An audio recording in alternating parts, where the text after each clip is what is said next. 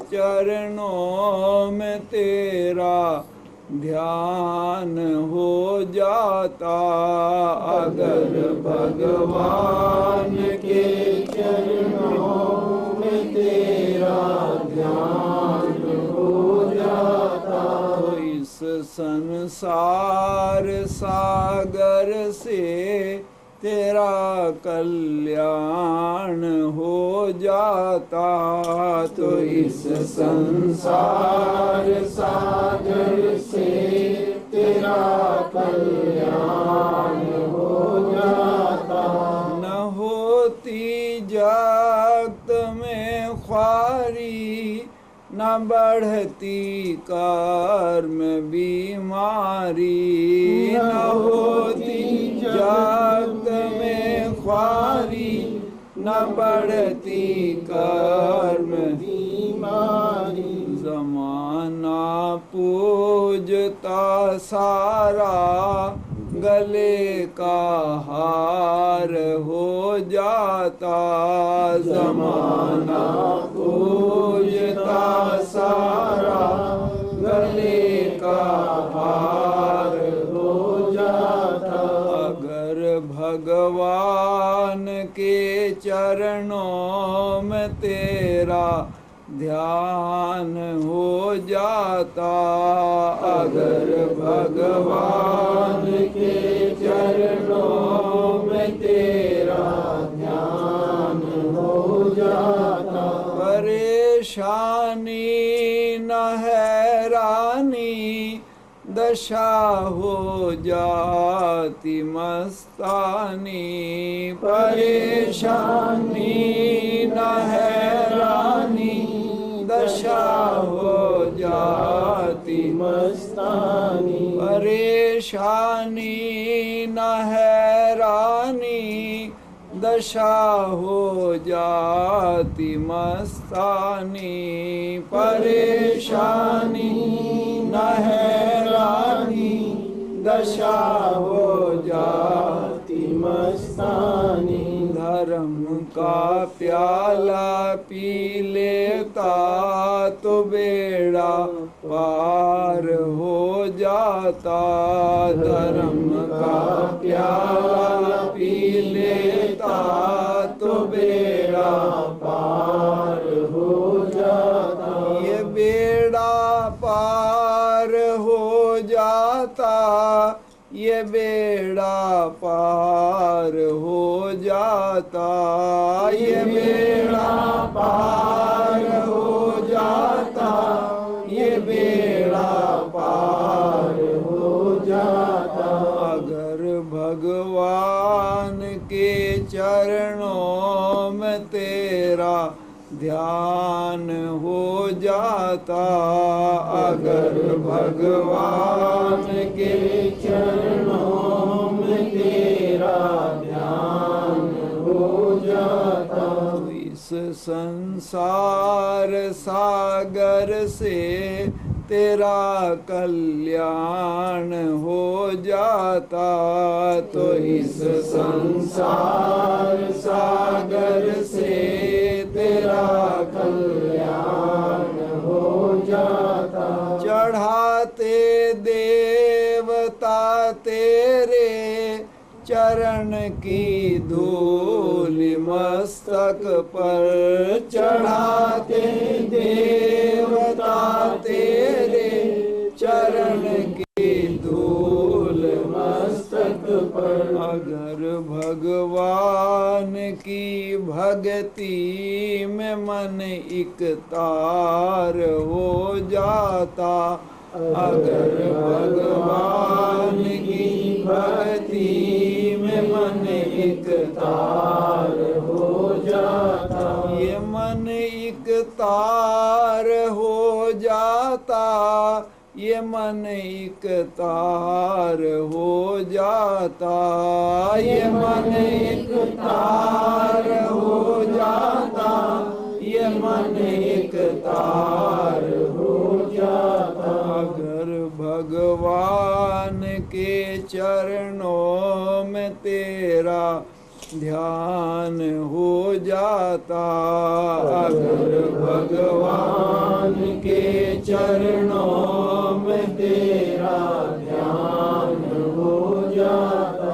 राम जपता अगर माला कमण का एक भक्ति से, राम जपता अगर माला कमन का एक भक्ति से, तो तेरा घर ही भक्तों के लिए दरबार हो जाता।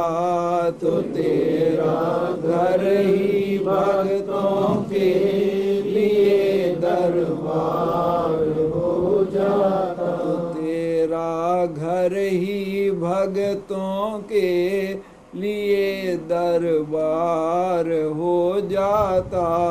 तो तेरा घर ही भक्तों के लिए दरबार हो जाता। अगर भगवान के चरणों में तेरा ध्यान हो जाता, अगर भगवान के चरणों में तेरा ध्यान हो जाता, तो इस संसार सागर से तेरा कल्याण हो जाता। तो इस संसार सागर से तेरा कल्याण हो जाता। यत्र योगीश्वरः कृष्ण यत्र पारत धनुर्धर तत्र श्री विजयो भूतिर्ध्रुवा नीतिर्मतिर्मम। सर्वधर्मान् परित्यज्य माम एकं शरणं व्रज अहं त्वं सर्वपाप्योभ्यो मोक्षयिष्यामि मा शुचः।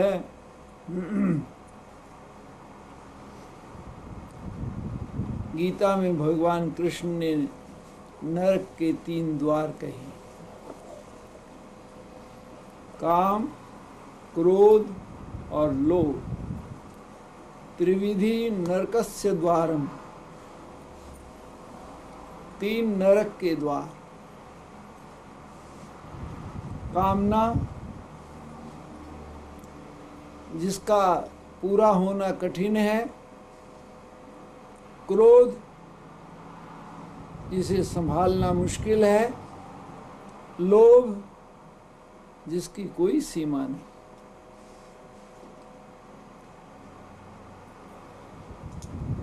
क्रोध जिसे हम कहते हैं,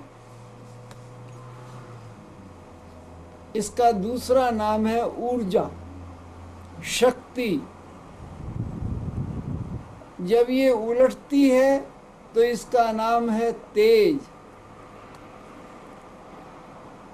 जब इसका सही उपयोग होता है तो ये सारे विश्व में अपनी प्रभावशाली शक्ति का प्रदर्शन करती है। इसका दूसरा रूप है क्रोध, जो विध्वंसक शक्ति है, विनाश का स्वरूप बनता है। इतिहास में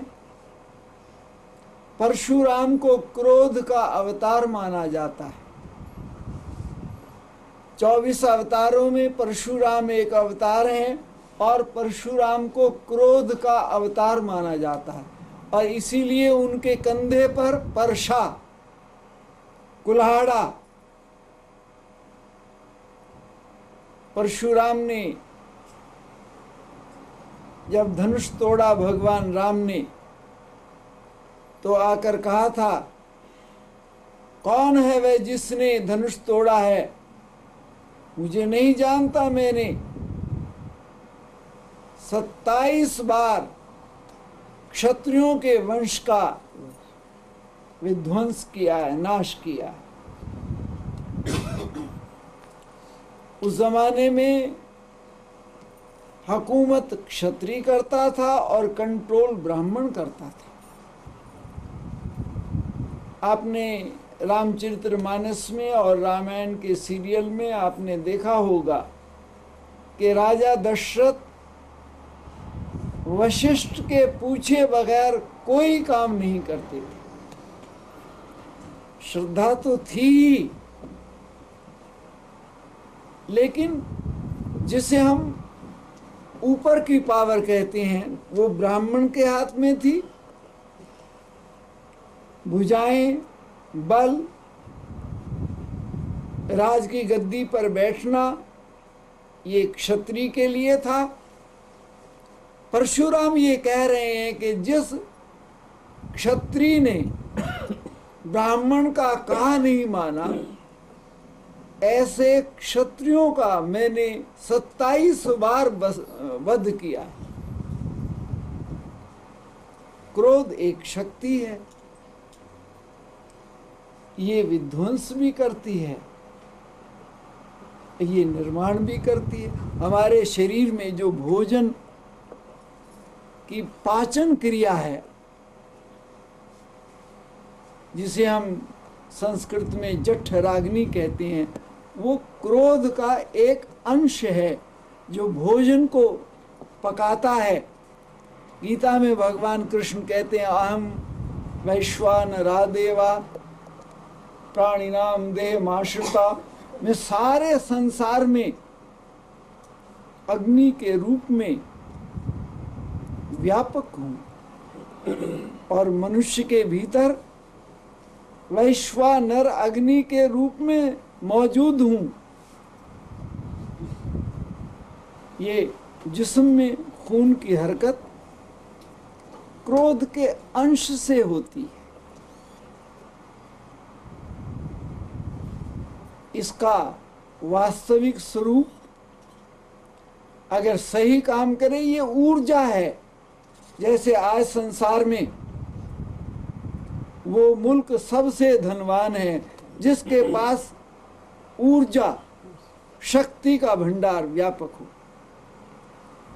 अग्नि एक शक्ति है, मनुष्य के भीतर मौजूद है।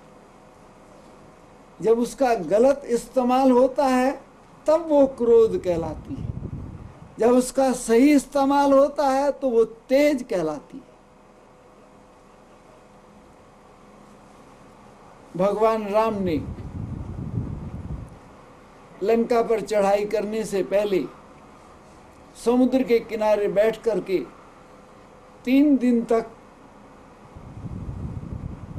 तप किया और समुद्र से रास्ता देने की प्रार्थना की।